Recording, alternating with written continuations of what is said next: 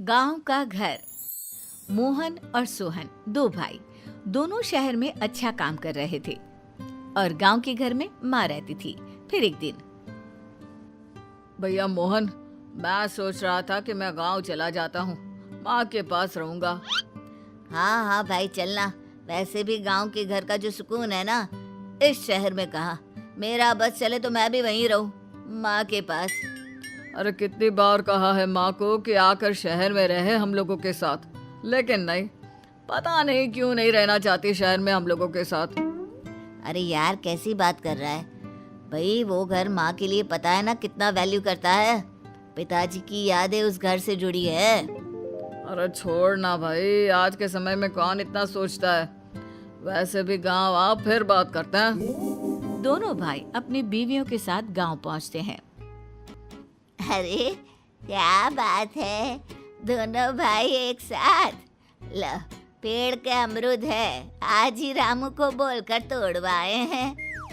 तभी पास की एक औरत आ जाती है। काकी, ये अचार सुखाना था आपकी छत पर। हमारी छत पर तो गेहूं सूख रहे हैं। अब गांव की सबसे बड़ी छत तो आप लोगों की ही है। हाँ हाँ सुखा ले जा। वैसे मेरे बेटे और बहुएं आई हैं, तो वो रसोई संभालने वाली को बोल दे आज किसी को साथ लेकर आएगी। क्या है कि खाना ज्यादा बनाना है ना। क्या है माँ, किसी को भी घर में घुसा लेती हो, जमाना खराब चल रहा है। माँ उसकी बात पर ज्यादा ध्यान नहीं देती। हाँ तो मोहन की बहू, तेरी टीचरी कैसी चल रही है शहर में, क्या पढ़ाती है? माँ इतिहास पढ़ाती हूँ। आजकल दशहरे की छुट्टियाँ थी तो इन्होंने कहा माँ के पास हो आते हैं। दोनों बच्चों को भी गांव दिखाना जरूरी था। मैं जरा दोनों को घर दिखा कर आती हूँ, उन्हें भी तो पता चले कि हम लोग कितने संपन्न हैं। वरना शहर में तो 2 कमरों में ही जिंदगी खत्म हो जाती है। बड़ी बहू बच्चों को लेकर चली जाती है तो छोटी बहू मुंह बनाकर कमरे में आती है। माँ मैं ये घर बेचने आया हूँ। बिल्कुल भी नहीं, मेरे जीते जी ऐसा कभी नहीं होगा। अरे कैसी बात कर रहे हो मोहन, ये घर हम लोगों के लिए बहुत जरूरी है। पिताजी की यादें, हम लोगों का बचपन। अरे ऐसी बात तो सोच भी कैसे सकता है भाई। देख भाई, मैं अपना सारा जीवन 2 कमरे के मकान में नहीं बिता सकता। ये फ्लैट बेचकर और ये घर बेचकर मैं शहर में एक बड़ा मकान लेना चाहता हूँ। अरे पर मैं ये मकान किसी भी हालत में नहीं बिकने दूंगा। ये मेरा फाइनल डिसीजन है भाई। बड़ा भाई वहां से उठकर चला जाता है। छोटा भी माँ से लड़ाई झगड़ा करके अपने कमरे में चला जाता है। दोपहर को खाने के वक्त सभी टेबल पर इकट्ठा होते हैं कि छोटे की बीवी बोल पड़ती है। देखिए, आप सब बड़े हैं, इसका मतलब ये नहीं कि मनमानी करे।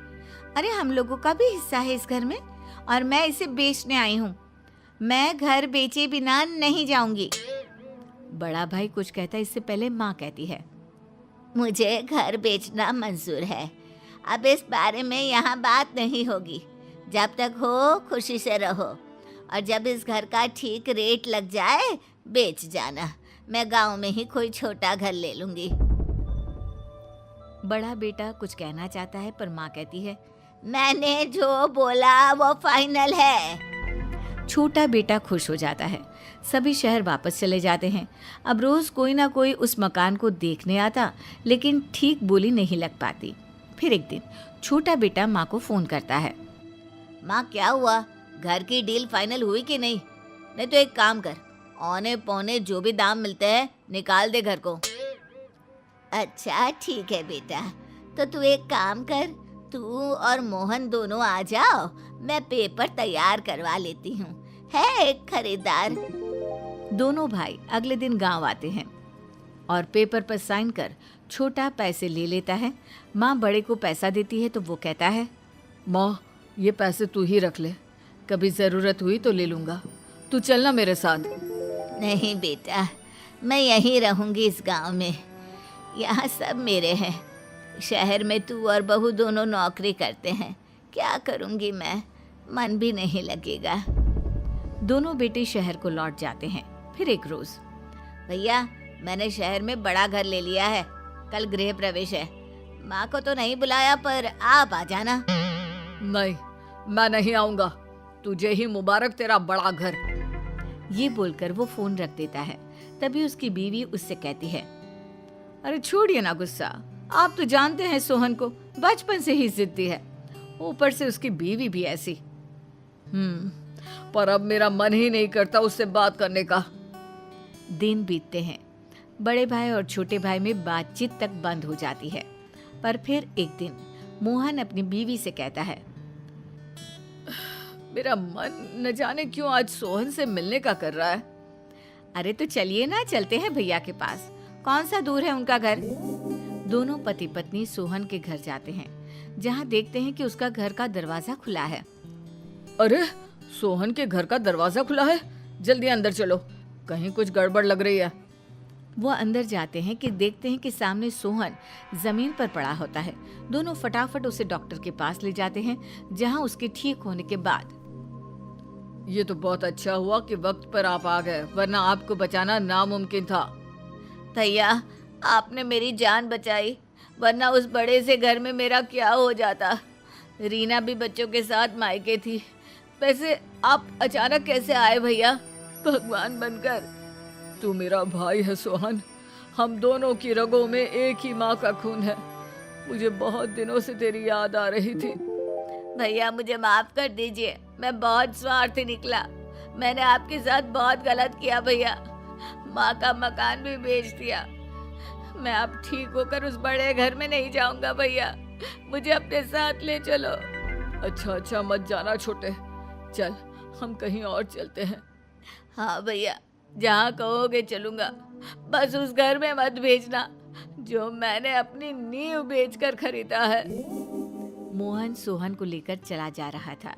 सोहन को नींद आ जाती है, लेकिन जैसे ही कार रुकती है उसकी आंख खुल जाती है। सामने होता है गांव का वही घर जिसे वो बेच चुका होता है। भैया ये मैं कहाँ आ गया? काश भैया ये घर मैंने नहीं बेचा होता, मुझे अब इसी घर में सुकून आएगा। भैया मैं इस घर को फिर से खरीदना चाहता हूँ। अंदर चल, फिर बात करते हैं। सोहन भाई के साथ घर के अंदर आता है, जहाँ माँ काम कर रही होती है। अरे मोहन आ गया। आ सोहन बेटा बैठ। कैसी है अब तेरी तबीयत? दिल का दौरा इतनी छोटी सी उम्र में। मैंने तो तेरी सलामती के लिए घर में हवन कराया है। देख पूरा घर हवन की खुशबू से महक रहा है ना। माँ तू यहाँ कैसे? मैं तो ये मकान फिर से खरीदने आया था। लेकिन इस बार मैं इसे नहीं बेचूंगी। ये बोलकर बड़ा भाई मोहन और माँ हंसने लगते हैं।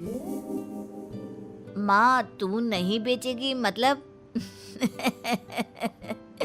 बेटा मैंने ये मकान कभी बेचा ही नहीं था, बस तुझे पैसे दिए थे जिससे तू बड़ा मकान खरीद सके। वो पैसे मुझे मोहन ने दिए थे। अब तू वापस आ गया, अब फिर से ये घर कभी भी बेचने की मत सोचना। गांव हमारी जड़ें होती हैं बेटा, और बिना जड़ के तो कोई भी खड़ा नहीं रह सकता। ना ही पेड़, ना घर और ना ही इंसान। समझ गया ना?